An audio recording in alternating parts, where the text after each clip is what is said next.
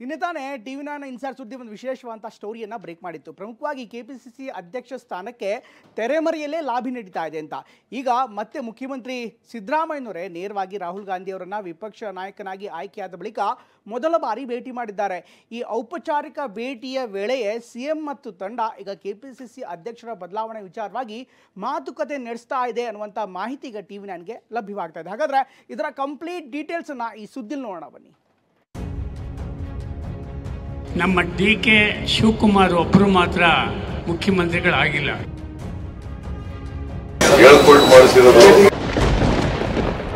ಇಲ್ಲ, ಇದು ನಮ್ಮ ವೈಯಕ್ತಿಕ, ಬೇರೆ ಯಾರೂ ಹೇಳಿಲ್ಲ. ನಾನು ಎಲ್ಲರಿಗೂ ಕೈ ಮುಗಿತೀನಿ. ನಮ್ಮ ರಾಜಕಾರಣ ಸುದ್ದಿಗೆ ನೀವು ಬರಕ್ ಹೋಗ್ಬೇಡಿ.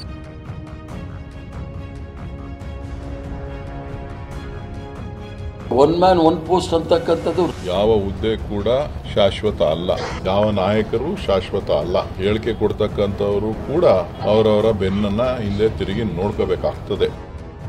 ಕದನ, ಮಹಾ ಕದನವೇ ನಡೀತಿದೆ. ರಾಜ್ಯ ಕಾಂಗ್ರೆಸ್ನಲ್ಲಿ ಬೂದಿ ಮುಚ್ಚಿದ ಕೆಂಡದಂತಿದ್ದ ಕೆಪಿಸಿಸಿ ಅಧ್ಯಕ್ಷ ಫೈಟ್ ಇದೀಗ ಹೈಕಮಾಂಡ್ ಮಟ್ಟಕ್ಕೂ ಹೋಗಿದೆ. ರಾಜ್ಯ ಕಾಂಗ್ರೆಸ್ನಲ್ಲಿ ಇಷ್ಟು ದಿನ ನಡೀತಿದ್ದ ಬೆಳವಣಿಗೆಯಿಂದಲೇ ಇದೆಲ್ಲದಕ್ಕೂ ಕಾರಣವಾಗಿದೆ. ಹೈಕಮಾಂಡ್ ಮುಂದೆ ಹೋಗೋ ಪರಿಸ್ಥಿತಿಯೇ ಸೃಷ್ಟಿಯಾಗಿದೆ.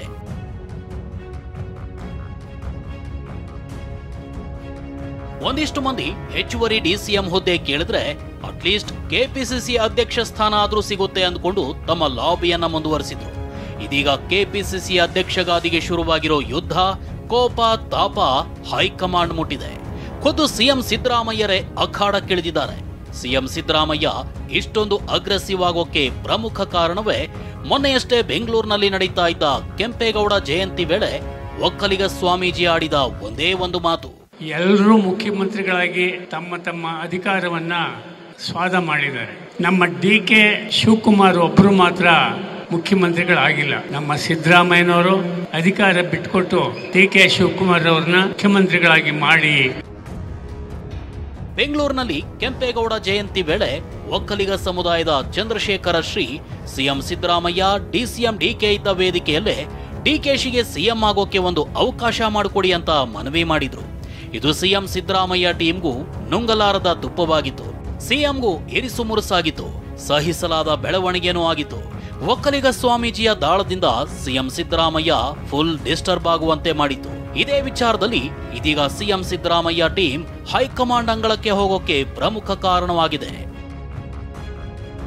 ಒಕ್ಕಲಿಗ ಸ್ವಾಮೀಜಿ ಹೇಳಿಕೆಗೆ ಗರಂ ಆಗಿರೋ ಸಿಎಂ ಸಿದ್ದರಾಮಯ್ಯ ತಮ್ಮ ಆಪ್ತರ ಬಳಿ ಯಾರೋ ಸ್ವಾಮೀಜಿಯ ಬಳಿ ಹೇಳಿಸಿದ್ದಾರೆ ಅಂದಿದ್ದಾರೆ.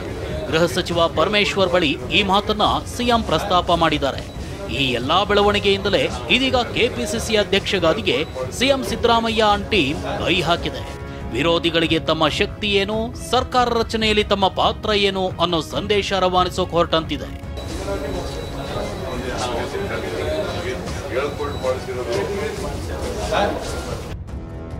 ಮತ್ತೊಂದೆಡೆ ಕೆಪಿಸಿಸಿ ಅಧ್ಯಕ್ಷ ಸ್ಥಾನದ ಮೇಲೆ ಕಣ್ಣಿಟ್ಟಿರೋ ರಾಜ್ಯ ನಾಯಕರು ಕೂಡ ನಿರಂತರವಾಗಿ ಹೈಕಮಾಂಡ್ ನಾಯಕರನ್ನ ಭೇಟಿ ಮಾಡ್ತಿದ್ದಾರೆ.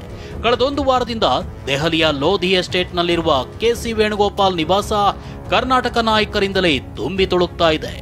ತಾಮುಂದು ನಾಮುಂದು ಎಂಬಂತೆ ಒಬ್ಬೊಬ್ಬರೇ ಭೇಟಿ ಮಾಡಿ ಲಾಬಿ ನಡೆಸ್ತಿದ್ದಾರೆ.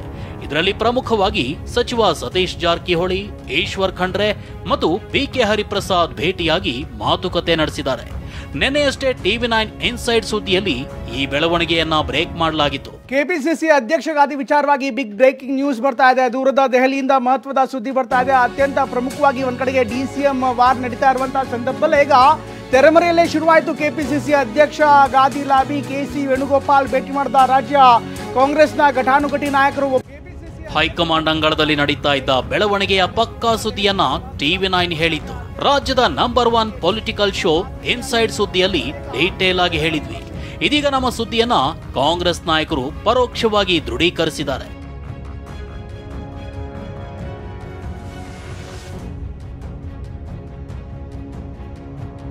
ನೋಡಿದ್ರಲ್ಲ ಯಾವ ರೀತಿಯಾಗಿ ಕೆಪಿಸಿಸಿ ಅಧ್ಯಕ್ಷ ಸ್ಥಾನಕ್ಕೆ ಫೈಟ್ ನಡೀತಿದೆ ಅಂತ. ಇದೀಗ ಇದೇ ವಿಚಾರವನ್ನ ರಾಹುಲ್ ಗಾಂಧಿ ಮುಂದೆ ಪ್ರಸ್ತಾಪಕ್ಕೆ ಸಿಎಂ ಸಿದ್ದರಾಮಯ್ಯ ಟೀಮ್ ಮುಂದಾಗಿದೆ. ಸಿಎಂ ಸಿದ್ದರಾಮಯ್ಯಗೆ ನಿರಂತರವಾಗಿ ಆಪ್ತರು ಸಾಥ್ ನೀಡುತ್ತಿದ್ದಾರೆ. ಅದರಲ್ಲೂ ಬಿ.ಕೆ. ಹರಿಪ್ರಸಾದ್ ಅಂತೂ ಒನ್ ಮ್ಯಾನ್ ಒನ್ ಪೋಸ್ಟ್ ಅನ್ನೋ ಮೂಲಕ ಕೆಪಿಸಿಸಿ ಗಾದಿಯತ್ತ ದೃಷ್ಟಿ ಒಡ್ಡಿರೋದು ಪರೋಕ್ಷವಾಗಿ ಬಹಿರಂಗಪಡಿಸಿದ್ದಾರೆ. ಒನ್ ಮ್ಯಾನ್ ಒನ್ ಪೋಸ್ಟ್ ಅಂತಕ್ಕಂಥದ್ದು ರಾಜಣ್ಣನವರ ಬೇಡಿಕೆ ಅಲ್ಲ. ಅದು ಉದಯಪುರ್ ರೆಸಲ್ಯೂಷನ್ ಅಂತ ಹೇಳಿ ನಾವೇನು ಅಲ್ಲಿ ಪ್ರತಿಯೊಬ್ಬರು ಸಹ ಒನ್ ಮ್ಯಾನ್ ಒನ್ ಪೋಸ್ಟ್ ಅಂತೇಳಿ ರಾಜ್ಯ ಮಟ್ಟಗಳಲ್ಲಿ ಯಾರೂ ಸಹ 2 ಸ್ಥಾನಗಳಲ್ಲಿ ಇರಬಾರ್ದು ಅಂತೇಳಿ ಬಹಳ ಸ್ಪಷ್ಟವಾದ ತೀರ್ಮಾನ ACC ವರ್ಕಿಂಗ್ ಕಮಿಟಿ ಡಿಸಿಷನ್ ಇದೆ ACC. ಇನ್ನು ಡಿಕೆ ಶಿವಕುಮಾರ್ ಕೆಪಿಸಿಸಿ ಅಧ್ಯಕ್ಷ ಸ್ಥಾನ ಬಿಡಬೇಕು ಎಂಬಂತೆ ಸಚಿವ KN ರಾಜಣ್ಣ ಪದೇ ಪದೇ ಒತ್ತಡ ಹಾಕ್ತಿದ್ದಾರೆ. ಇದಕ್ಕೆ ಗರಂ ಆಗಿರೋ ಮಾಜಿ ಸಂಸದ DK ಸುರೇಶ್ ಜವಾಬ್ದಾರಿ ನಿಭಾಯಿಸ್ತಾರೆ ಅಂತಾನೆ ಕೊಟ್ಟಿರೋದು ಅಂತ ಕೌಂಟರ್ ಕೊಟ್ಟಿದ್ದಾರೆ. ನೋಡಿ, DK ಶಿವಕುಮಾರ್ ಅವ್ರಿಗೆ ಪಕ್ಷದ ಜವಾಬ್ದಾರಿಯನ್ನು ಕೊಟ್ಟಿರ್ತಕ್ಕಂಥವರು ಪಕ್ಷದ ವರಿಷ್ಠರು. ಅವರು ಈಗಾಗಲೇ ವರಿಷ್ಠರ ಮುಂದೆ ಏನು ಹೇಳಬೇಕು ಎಲ್ಲ ತಿಳಿಸಿದ್ದಾರೆ. ಅದನ್ನು ಮಾಧ್ಯಮಗಳಿಗಾಗಲಿ ಅಥವಾ ಬೇರೆಯವ್ರು ಮಾತಾಡೋರಿಗಾಗಲಿ ತಿಳಿಸ್ಲಿಕ್ಕೆ ಸಾಧ್ಯ ಇಲ್ಲ.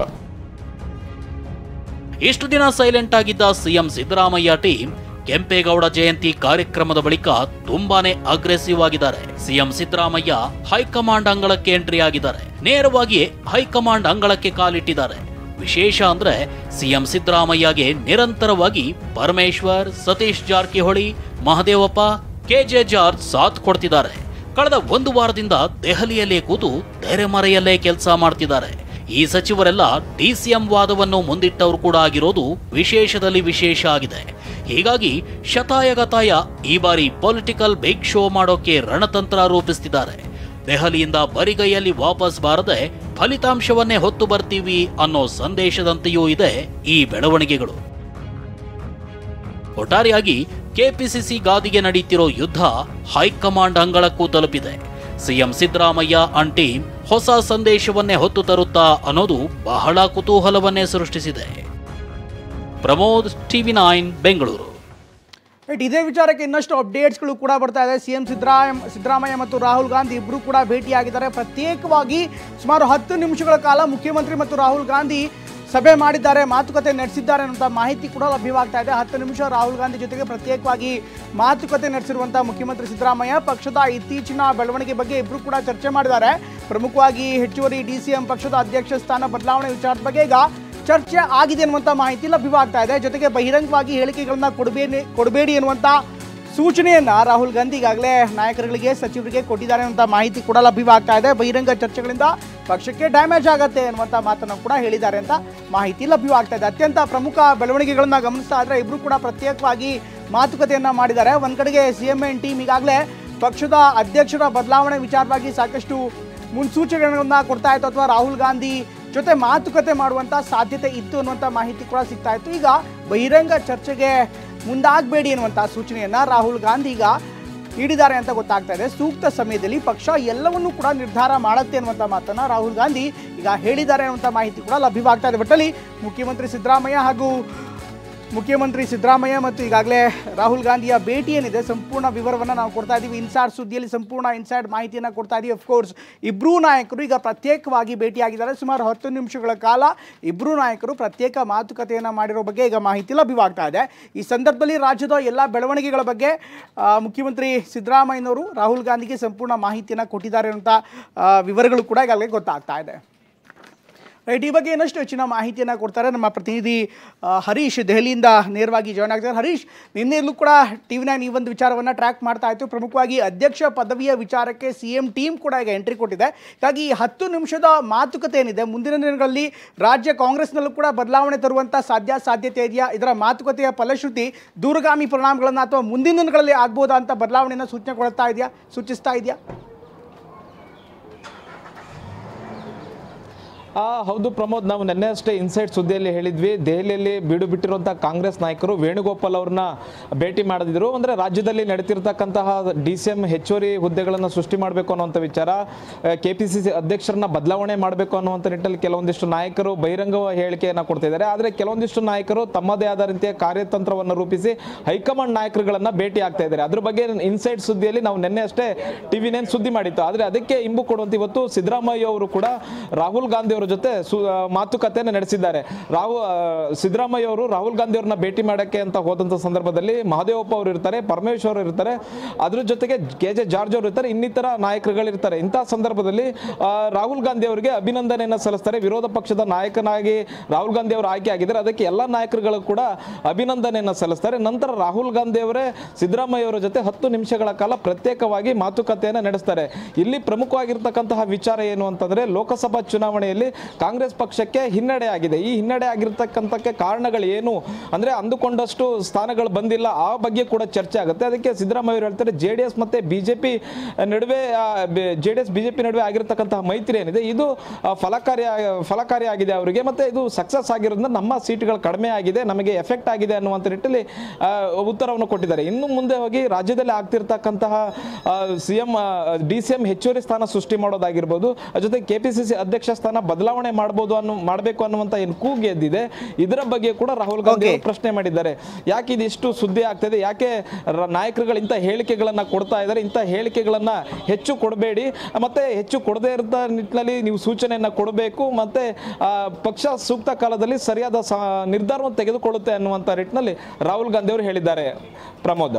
ಹರೀಶ್, ವೆರಿ ಶಾರ್ಟ್ಲಿ, ಈ ಒಂದು ಪದಗ್ರಹಣ ವಿಚಾರ ಇರ್ಬೋದು ಅಥವಾ KPCC ಅಧ್ಯಕ್ಷರ ಬದಲಾವಣೆ ವಿಚಾರ ಇರ್ಬೋದು, ಅಷ್ಟು ಗಂಭೀರವಾಗಿ ನಡೀತಾ ಇದೆ. ಅಫ್ಕೋರ್ಸ್ CM ಟೀಮ್ನ ಮಾತುಕತೆಗಳನ್ನ ನೋಡ್ತಾರೆ, ತುಂಬಾ ಗಂಭೀರವಾಗಿದ್ದಾರೆ ಅನಿಸ್ತಾ ಇದೆಯಾ? ಪ್ರಮೋದ್, ಇಲ್ಲಿ ಮುಖ್ಯವಾಗಿ ಕೆಲವು ನಾಯಕರುಗಳು ಮಾತ್ರ ಮಾತಾಡ್ತಾ ಇದ್ದಾರೆ, ಆದರೆ ಮಾತನಾಡದೆ ಕೆಲಸ ಮಾಡ್ತಿರುವಂತಹ ನಾಯಕರುಗಳು ಹೆಚ್ಚಿದ್ದಾರೆ. ಮುಖ್ಯವಾಗಿ ಲೋಕಸಭಾ ಚುನಾವಣೆಗಾಗಿ ಅವರು ಕಾಯ್ತಿದ್ರು, ಯಾಕಂತಂದ್ರೆ ಲೋಕಸಭೆ ಚುನಾವಣೆ ಮುಗಿಲಿ ಅನ್ನುವಂಥದ್ದು ಕಾಯ್ತಿದ್ರು, ಮತ್ತೆ ಫಲಿತಾಂಶ ಕೂಡ ಅವರಿಗೆ ಬೇಕಾದ ರೀತಿಯಾಗಿ ಫಲಿತಾಂಶ ಬಂದಿದೆ. ಮುಖ್ಯವಾಗಿ ಲೋಕಸಭಾ ಚುನಾವಣೆಯಲ್ಲಿ ಹಳೆ ಮೈಸೂರು ಭಾಗದಲ್ಲಿ ಕಾಂಗ್ರೆಸ್ ಹೆಚ್ಚಿನ ಪರ್ಫಾರ್ಮೆನ್ಸ್ ಮಾಡಲಿಕ್ಕೆ ಸಾಧ್ಯ ಆಗಿಲ್ಲ. ಹೀಗಾಗಿ ಇದೇ ಒಂದು ಕಾರಣವನ್ನು ಇಟ್ಕೊಂಡು KPCC ಅಧ್ಯಕ್ಷ ಸ್ಥಾನವನ್ನು ಬದಲಾವಣೆ ಮಾಡಬೇಕು, ಯಾವ ಸಮುದಾಯ ಮತ ಹಾಕಿದೆ ಆ ಸಮುದಾಯದ ನಾಯಕರಿಗೆ KPCC ಅಧ್ಯಕ್ಷ ಸ್ಥಾನವನ್ನು ಕೊಡಬೇಕು ಅನ್ನುವಂಥ ನಿಟ್ಟಿನಲ್ಲಿ ಕಾಂಗ್ರೆಸ್ನ ನಾಯಕರುಗಳು ಚರ್ಚೆಯನ್ನ ಮಾಡ್ತಾ ಇದ್ದಾರೆ. ಕೆಲವರು ಬಹಿರಂಗವಾಗಿ ಮಾಡಿದ್ದಾರೆ, ಕೆಲವರು ಬಹಿರಂಗವಾಗಿ ಮಾಡ್ತಿಲ್ಲ. ಅವರು ತಮ್ಮ ಅನಿಸಿಕೆಗಳನ್ನು ಹೈಕಮಾಂಡ್ ನಾಯಕರುಗಳ ಮುಂದೆ ಹೇಳ್ಕೊಳ್ತಾ ಇದ್ದಾರೆ. ಪ್ರಮೋದ್, ಥ್ಯಾಂಕ್ ಯು ಹರೀಶ್ ಎಲ್ಲ ಮಾಹಿತಿಗಾಗಿ.